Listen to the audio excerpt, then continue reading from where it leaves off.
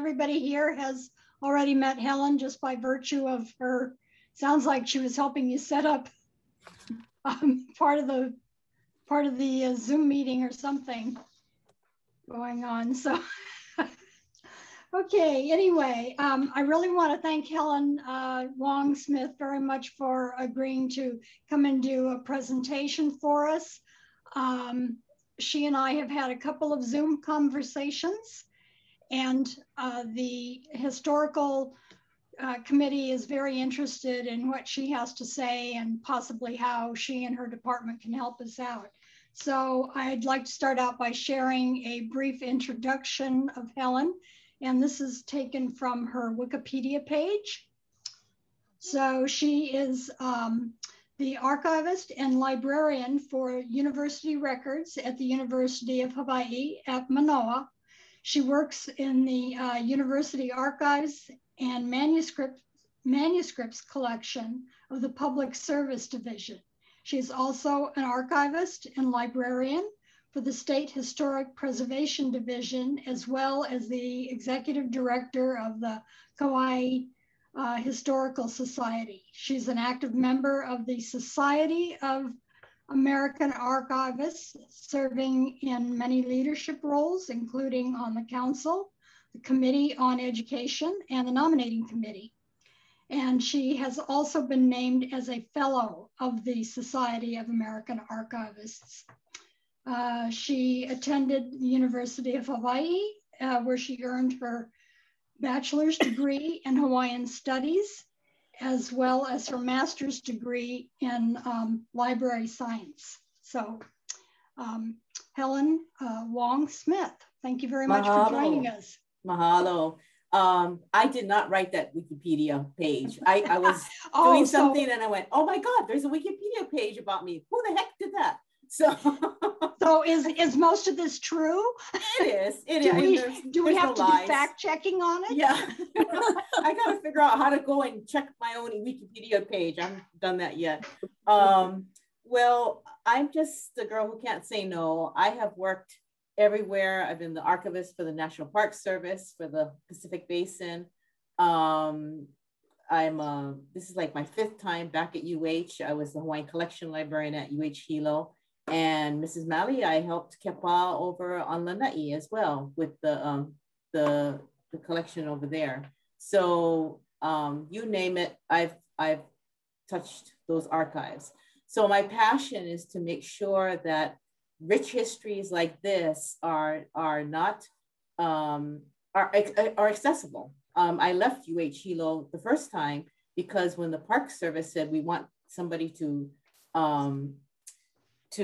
catalog and process the collections, I knew as a researcher, I knew the wealth of resources available in those collections that nobody had access to.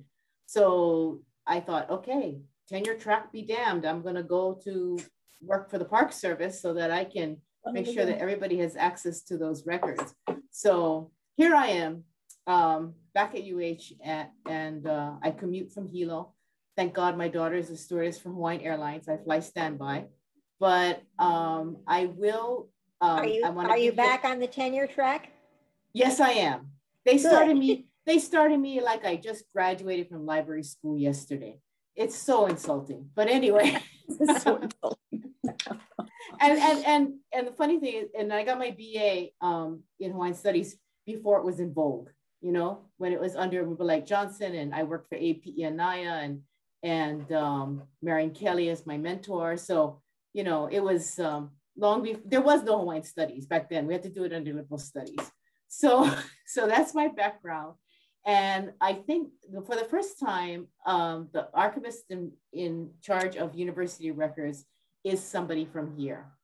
So I am able to connect the collections. You know, if you're not from here, or if you're not ma'atu, all the resources and the important facts and history of the islands, then many resources that are so important are not recognizable. You know, if you have somebody from someplace else and they don't know who the Dillinghams are, you know, they don't know about all the different changes that different areas of the island went through.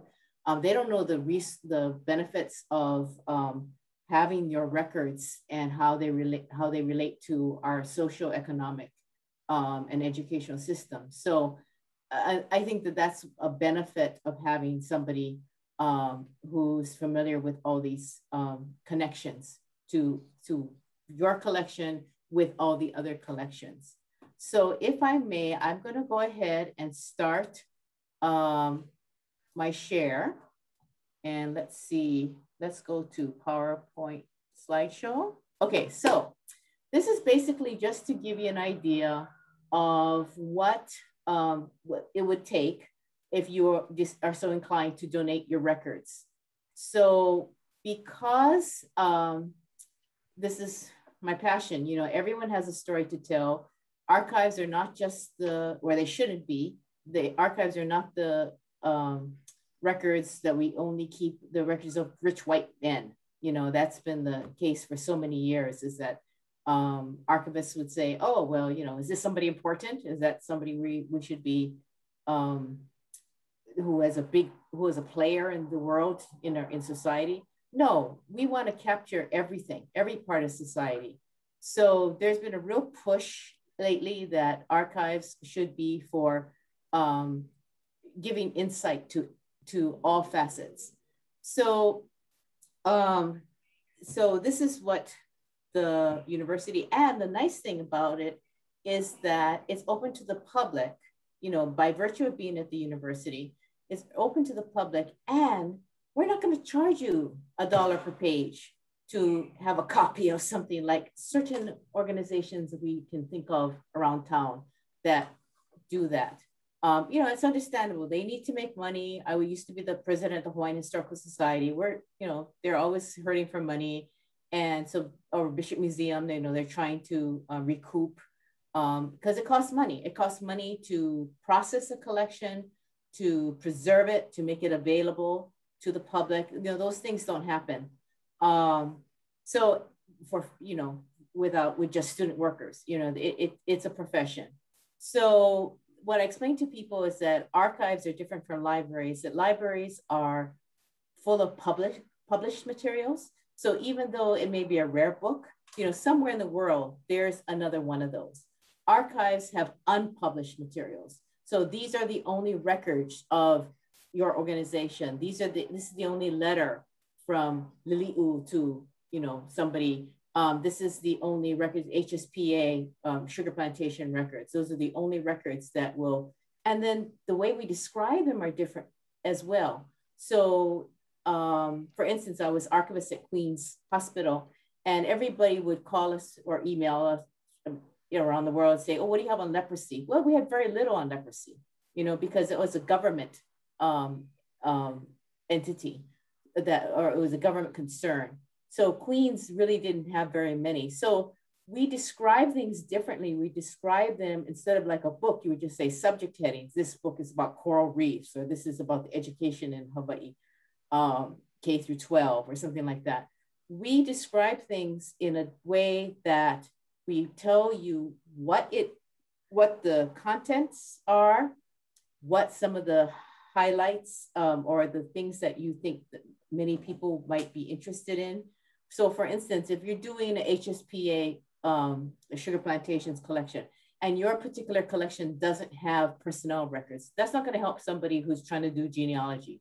But if it has bongo cards or some, you know, numbers, then that helps people know that, oh yeah, okay, they have that. Oh, and then what years? Oh, shucks, that's after my grandpa worked there. So all of these things we put into the description. So the benefit, once, you know, the campus is open again, we service the public as well. And right now we don't charge for making copies of or scanning things for people. So that's another benefit, that it makes it a lot more accessible to everyone else. So the university archives, because it's the repository for official and unofficial records. So in your case, because you are a separate entity, but you're so closely aligned with the university, with CITAR, then this is how I would justify bringing in your collection. So it says, you know, acquires and preserves UH-related history material. So the thing is at Hamilton Library is that we have, unfortunately, we have archives in different departments. So the Hawaiian collection has their own archives. Even within my department, we have, I'm the University Archives. We have Congressional Archivist, so she has all of the records of Daniel Inouye and Akaka and Matsunaga, you know, and so all of these things are acquired by that under her purview. And then we have the manuscripts department, and that section is the 442nd, the World War II Veterans Association, you know, those types of things there. So whether it would come to me because of your relation with UH, or it would go to maybe the manuscripts or the Hawaiian collection, it would be treated the same way. So what I wanted to show you is just a little bit about what I already have and how you may fit into this. Because you're a separate entity, did this group start off as part of a CTAR, or has it always been distinct?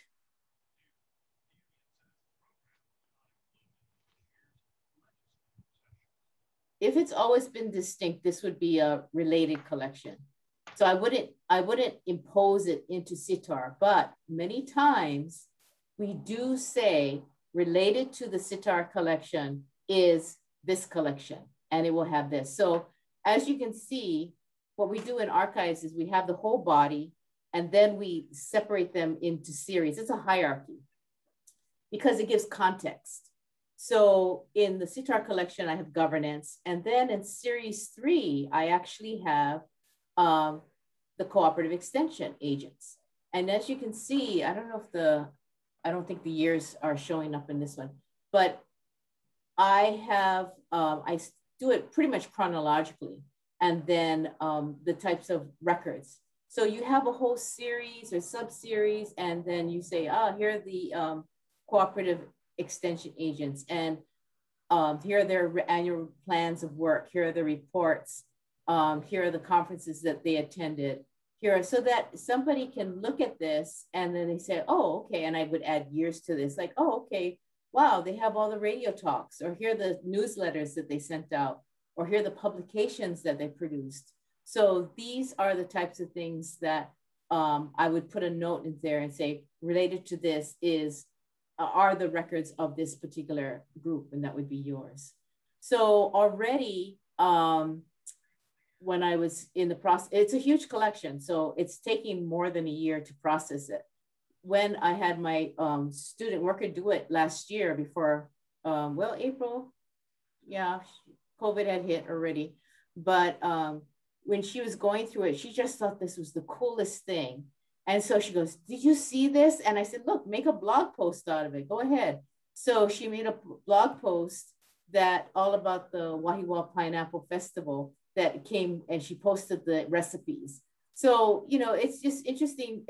I thought it was really nice. My mom used to go to extension courses in Kaneohe when I was growing up. And so, you know, she was so excited. This young girl was so excited to see the activities that extension agents put on, and the type of work that they did. And those are always in the work plans and the annual reports. So she did this. So what I wanted to show you is that if it were to come to the university, that it would be something similar to this. Because they're not the personal papers of a person, they're from an entity like yourself, these are records. And usually, you know, if I get the papers of Marion Kelly or a professor of some type, you know, in the archives, it's the papers, it's their personal stuff. So this one, what I want to show you is that the Industrial Relations Center, this collection, it spans a year, so 1947 to 2018. It's 8.25 linear feet. That's how archivists do it. We measure things in linear feet because we can't say it has X amount of pages. There are usually so many pages that we don't we don't catalog down to the item. And then what I want to show you is that I organize it. So I have the collection organization. So you usually start with administration. And then what we do in archives is we respect the provenance. We respect the way that you organize the collection. We're not going to come in and say, oh, well, this goes here and this goes there, you know. Unfortunately, many people do that. They impose their way of thinking, but there's value in how the creator organized their own records. So we respect that. It's called original order or respective fonds, which is to respect how you did it, how you arranged it. And then, so this organization, the Industrial Relations Center, they had their own subjects files. They had, and I'm not gonna say this is what the subject files are supposed to be called. I respect what they named their subject files.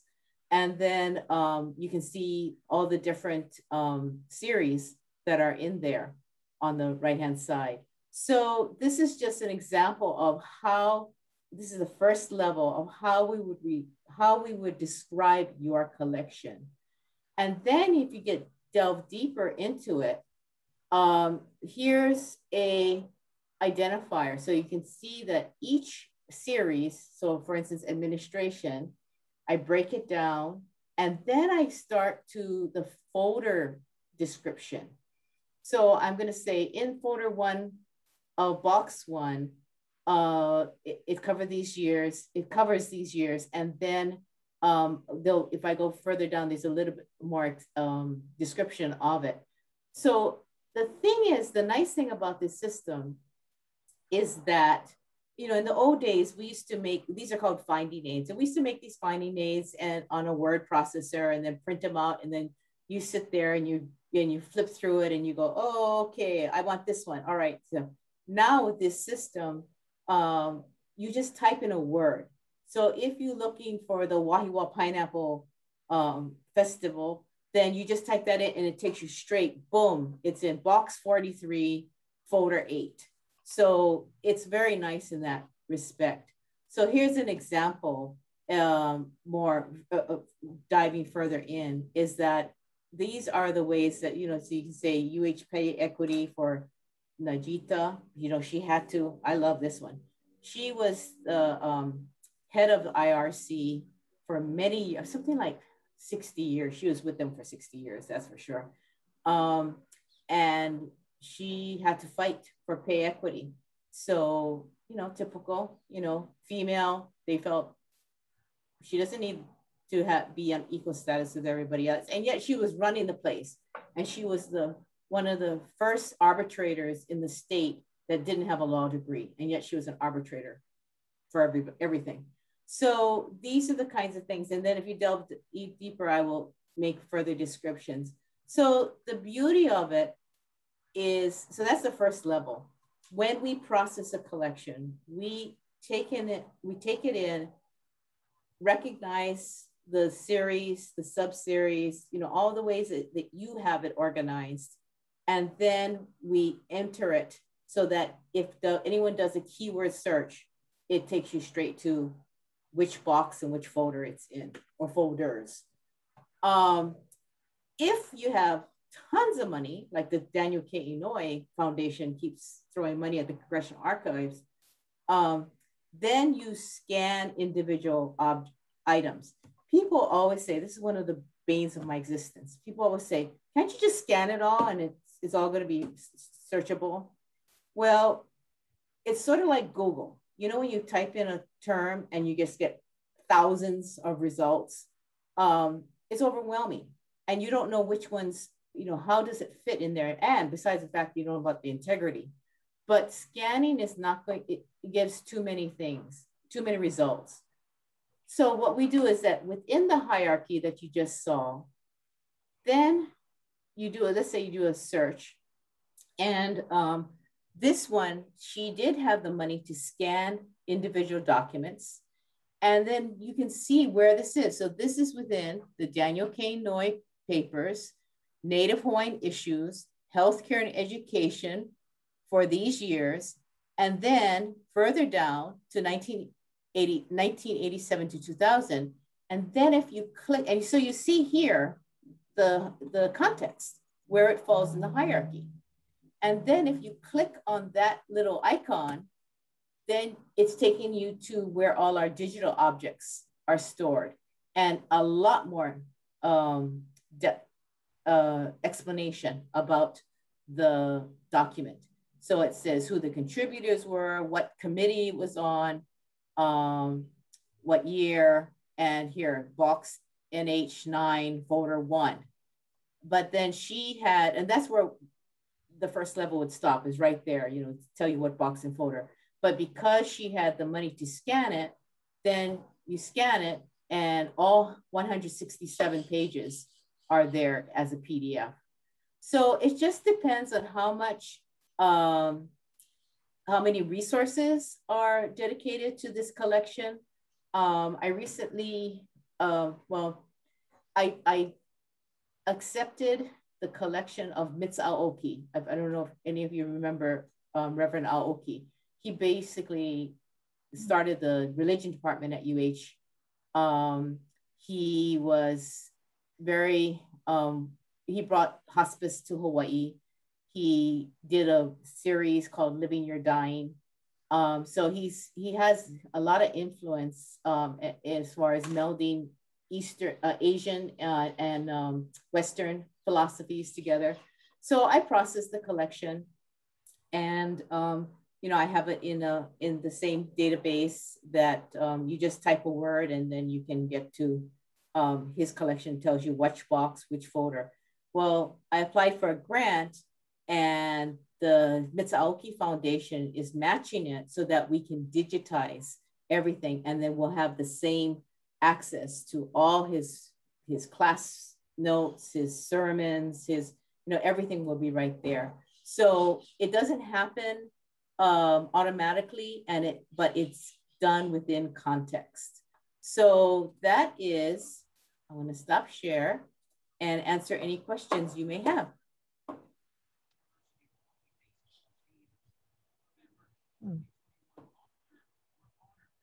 What is the financial cost? I know Denise mentioned something about donations. Oh, yeah. So there's different levels. There's a whole way of figuring out how much something will cost to process it.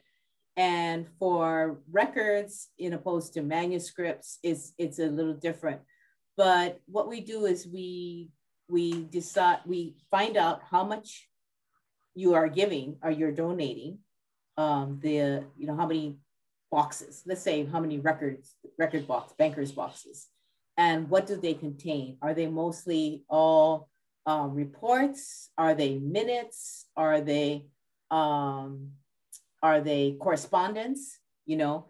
And then what level of detail we want to go in. If we're just going to type in the folder names or just say executive board minutes from this year to this year, then that's a lot faster than going further into it and saying, these are the topics that you covered. So it varies. So it all depends on, you know, the more resources you have, of course, the more detailed you can become. So for instance, the Board of Regents minutes, back in the old days, they used to put the subject that they were talking about in the margins. It was really nice. So if I capture that, man, it makes it easy to see when did the Board of Regents decide to build this or do that. So the costs vary. I assume a lot of the cost for the main minimum processing, because it is it's the university. But what people do is that they often will donate a collection with money so that it gets more priority, and then it gets better indexing and better description. So what we do in archives, we don't call it cataloging, we call it processing, and we call it arrangement and description, because we want to describe as many different things about the collection as possible to make it easier. The more you describe, the easier it is for people to find what they're looking for in your collection. So I'm sorry, I can't give you a hard, fast number because it varies to the level.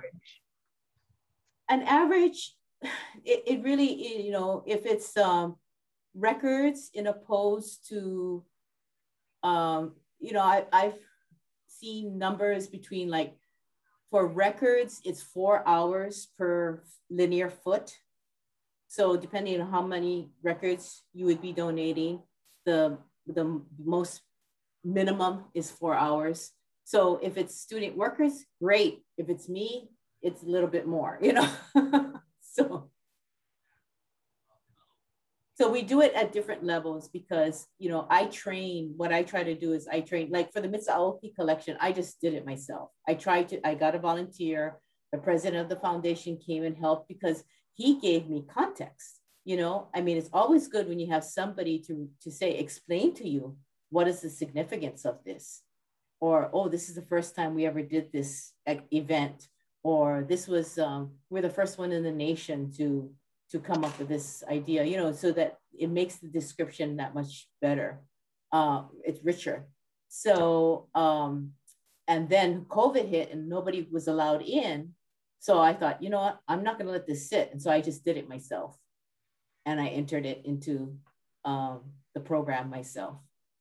So it didn't take terribly long. I would say maybe about 40 hours for that small collection. But did I say 3 boxes or something like that? So it all depends on the type of materials that you have and the level of description that you want assigned to it. Yes. I want to know the name of the student that got excited about the CTAR. Oh, yeah. Because we need her as a new member. Well, unfortunately, she wanted to go to medical school. So she's in Atlanta right now. She's left the island. She graduated and she's in Atlanta with her boyfriend who's in medical school there. The other thing is, I am thoroughly delighted to have somebody validate the fact that I have stacks of magazines that I wouldn't dare let go of a magazine without tearing out a recipe that I will probably never use. And I have a collection of those recipes, but I had stacks before I'm a docent at the Bishop Museum, and early in the pandemic, we didn't have very many visitors. And so I would take 5 or 6 of my magazines and I would, during my time there, you know, go through magazines. And I measured my magazine collection in terms of feet. And so I'm really happy to know that that is a valid measurement for ephemera. Thank you very much for that. I appreciate it. So what about for photographs? We do photographs. Albums? Okay, yeah, I mean, so you know, in the back days, they had the scrapbook, which contain news articles, newspaper clippings with photographs. So they're not completely a photo album. They're like combination. Yeah. Yeah. So scrapbooks, there are 2 things that are the bane of archivists. Okay, 3 things of bane of archivists. Staples. So I remember when I was at Queens and Paul, what's her name? Jackie Rath came with Dorothy Barrera. They came and I gave them a finding aid and I put a paper clip, a plastic covered paper clip instead of a staple. And she said, oh God, but she was the archivist for Palama Settlement. And well, the Raths established Palama Settlement, right? So she said, oh, God bless you. You know how many hours I spent removing old staples? So that's one. The other one is newsprint, because newsprint is the most acidic paper that there is. And it's not the clippings that's important, it's the content. So when I did the KCAA archives, they said, oh no, we want to keep our scrapbooks. We want to keep all these clippings. And so I photocopied all of them so that they would have an acid-free facsimile of that newsprint. Scrapbooks are hard because if they're only news clippings, then I would just make that copy. But if they're photographs, and what archivists understand and we accept, although it's hard for us because they're so hard to keep, is that whoever compiled the scrapbook, there's intellectual process going into that. So we have to respect that as well. Somebody went to the trouble of putting this photograph with this news clipping, probably of the same event, right?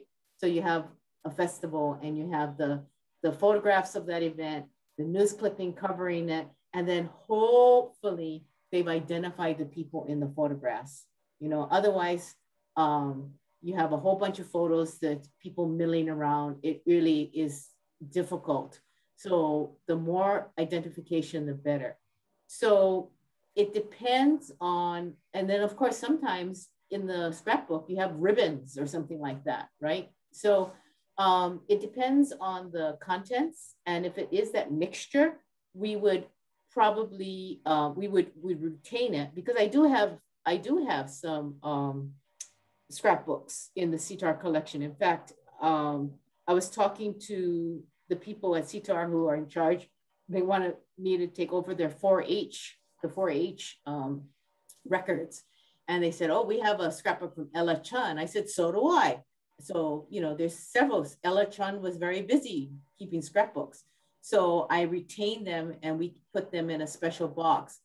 If we had tons of money, we could scan that scrapbook with an overhead scanner, or, you know, so that you can see it as it captures everything. But UH doesn't have that money. I had that when I was at Kamehameha schools, but don't have that kind of money at UH. So, so that's the kind of stuff that we do keep. They're really hard to, you can describe it, but you're not going to necessarily take it apart. If you had a bunch of loose photographs or photographs in that horrible magnetic pages, you know, the old books that we got at Long's, that, you know, those are like the worst things to keep photos in. So we would try to remove that, and then we file them in special envelopes and things, pages that hopefully you can put them in a sleeve that you can see the photo, you can see the writing on the back if there is any, without having to take it in and out of an envelope and things like that, so that people can see the content and the description without damaging the original. So say when the Oahu Council has all these scrapbooks, we would be able to have you look at it and give us a cost estimate? What we would probably do is that I would say it would be, let's say you have a whole bunch of scrapbooks. I could say, you know, how many boxes, archival boxes it would require, how much space it would require to put on our shelves. So we would do that. Yeah. And then if you had tons of money, we could scan it. And then some people feel that once it's scanned, and when I say scan, I don't mean like the kind that we do at home, you know, archival scanning, most to us, scanning is for access. You don't scan something and throw away the original, you know, unless it's at such a high level of scanning that you feel confident with throwing away the original. But I don't believe that UH is at that point right now. And I would think that you probably, like, even when I scanned all those scrapbooks for KCAA preschool, they wanted the originals kept as well. Helen, when you say tons of money, tons of money, are we talking thousands, millions? Oh, no, not millions. Just kind of give us a ballpark. So, you know, it all depends on your collection. Do you have a lot of scrapbooks? Do you have a lot of letter size documents that can easily be put through an automatic document feeder, you know? I would say half. Ooh. Okay. So there's a lot of these very, very old and actually now deteriorating scrapbooks. You know, the paper is actually, you know, deteriorating. And then we also have several 3-ring binders, you know, a large size binder, that everything that's contained in them are in sheet protectors. Oh yeah. So you can just, you know, flip through. Yeah. So the things that are in the binders, what we would do is we take them out of the binders and we put them in archival boxes, folders and boxes to retain the order, and it takes up less space than a binder. And then we would get, and it depends on the sheet protectors. Not all sheet protectors are inert. Yes. A lot of them have off-gassing that is not really good for the paper itself anyway. So, and then for the deteriorating scrapbooks, until we get to the point that they can be scanned to a high enough level, we rehouse them. And sometimes we actually put buffered. So you have acid-free paper. That's one nice thing.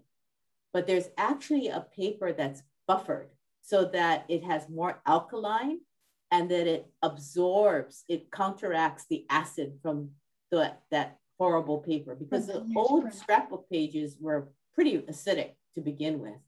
And then God forbid, it's news clippings, even more acidic. So, so that buffer paper. And so I have actually seen scrapbooks that are deteriorating. And so to retard the deterioration, we'll put buffered paper in between each page just until the day that they can be scanned, or that's the farthest we go, you know? Yeah. So, well, I'm sorry that we keep pressing you on how much, because we do have access to funds, but we would have to apply for a grant. It's you know, within our organization, but it is a separate trust. And so we would have to apply for a grant in order to, you know, supplement this. So that's kind of what I think many of us have in the back of our minds. And so that's kind of how come we keep asking, just kind of as a general idea of how much. And I suppose if we got X number of dollars and that's all that we were, you know, granted when we apply, perhaps maybe in the following year or something like that, we could come back and, you know, take it with to the more next funds. level. Yeah. That's exactly what we did with the Aoki. The videos went to Ulu Ulu, the moving image archives at West Oahu campus. And I have the papers. And so they just hung on to the videos on VHS or Betamax, whatever they were. And I had the papers and I just rehoused them so that they're not deteriorating, removed all the staples, you know, made sure that the photos were in proper enclosures, made sure that the papers were in proper housing and everything. And that's where it would have ended. And they would have been accessible, you know, well, not the Betamax, but, you know, so that was it. But then when we got the grant, now we can go to digitization. So it really depends on, we do what we can to describe it and make it accessible. And then at least if nothing else, if you say we have 50 scrapbooks and these are what they cover. You know, scrapbook 1 is for Wahiawa, scrapbook 2 is for Kaneohe, scrapbook 3 is for Eva Beach or something like that. And these are the years. That's still more access.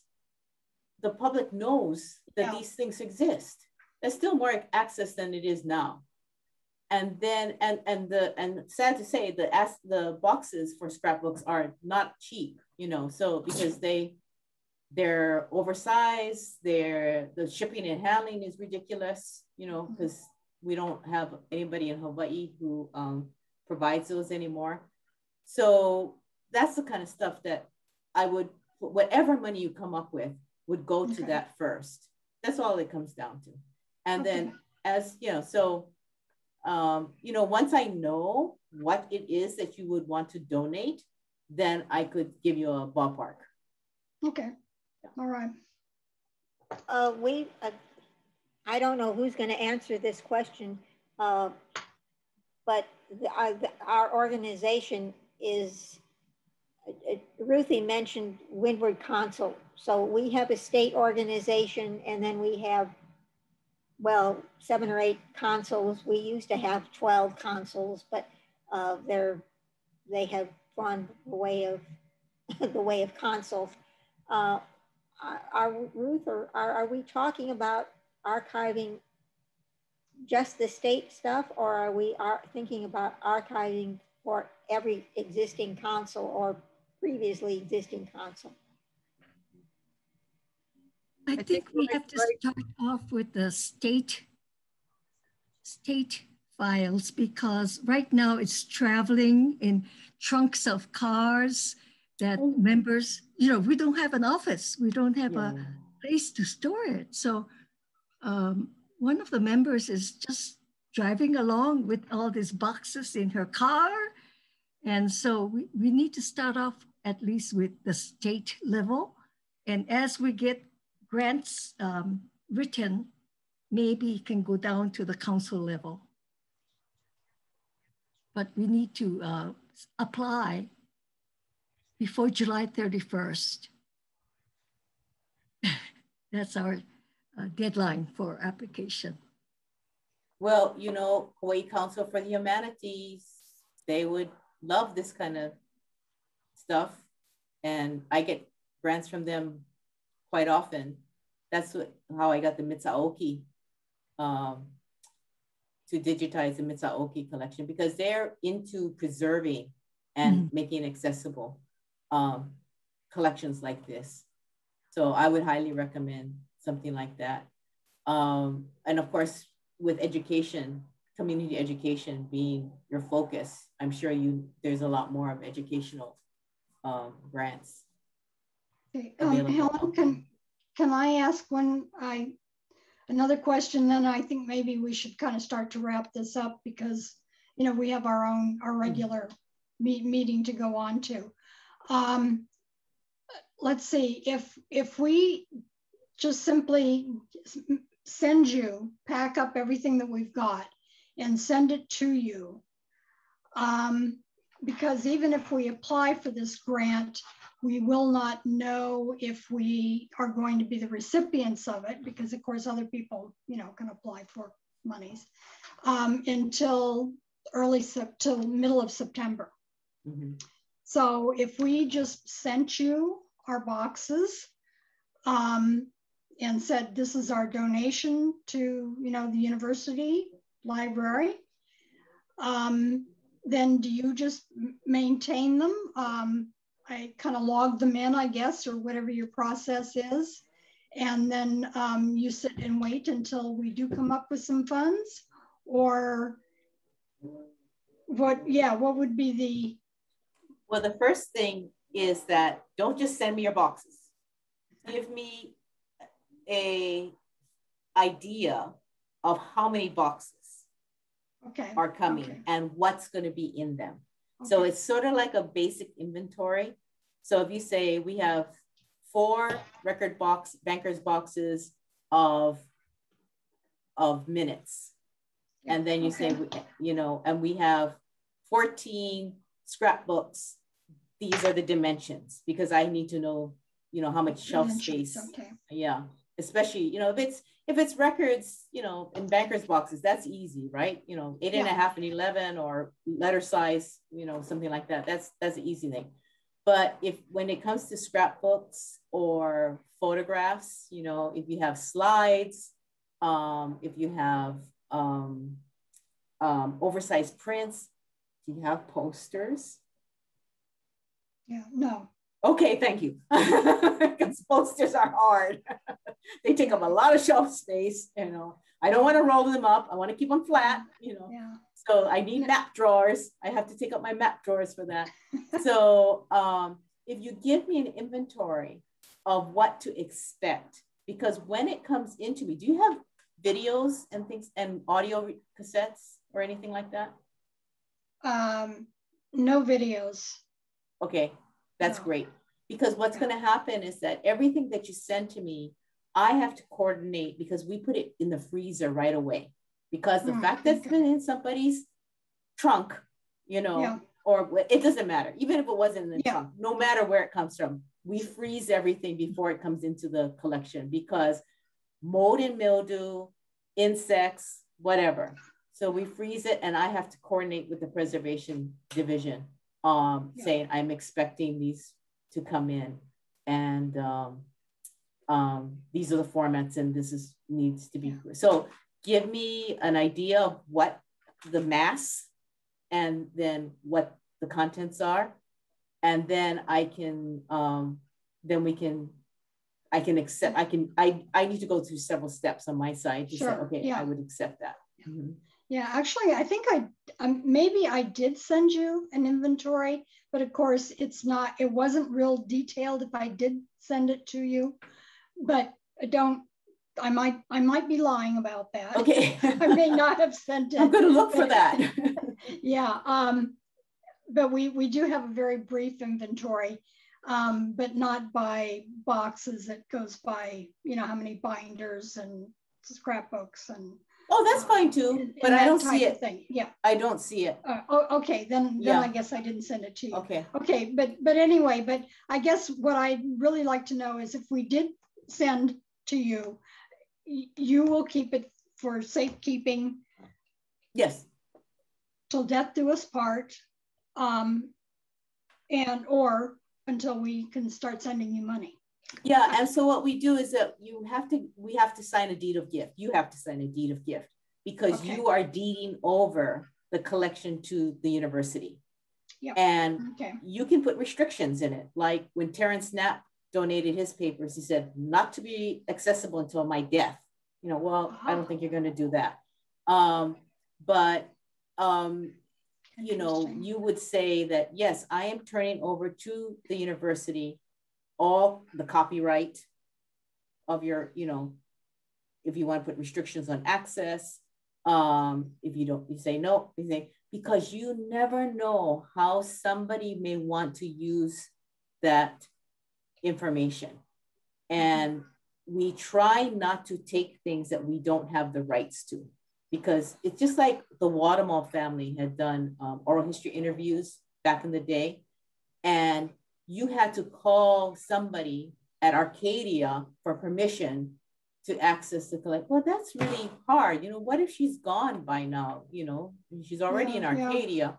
In fact, I called her like 20 years ago. So, you know, so we don't have the rights to share, to make these things. It binds our hands. Okay. So it would be it's a legal instrument that says your organization is deeding over the rights to this, you know, and it's always cited as your collection. Okay. But we are the legal guardians. Yeah. Okay, does anybody have any final questions of Helen? Are we good? We're good? Okay. Are you, can I get, or is an email? You'll love my email. It is, smith@hawaii.edu. Mine is Mally at hawaii.edu. Yeah. Right? I was the very first Smith, and all of you should get email. Back when I was a library student 30 years ago. Wow. They assigned that to me when Windward College first got on email. I had nothing to do with it. I was so happy to have it, and I've never lost it. Yeah. Oh yeah. Every time they threatened to take it away, I whined. So, and then somebody else at U8 Kilo has Smith 808. I went, no, that's okay. All right. So I'll wait to hear from you. Yes. Okay. You will be hearing from us. I'm pretty sure we will be getting in touch with you. So thank you very much for your time, Helen. Sure. We really appreciate it. Okay. Okay. Aloha. Thank you very much. Bye-bye. 2-6. Okay. So that we have that on the agenda, so we can come back to that.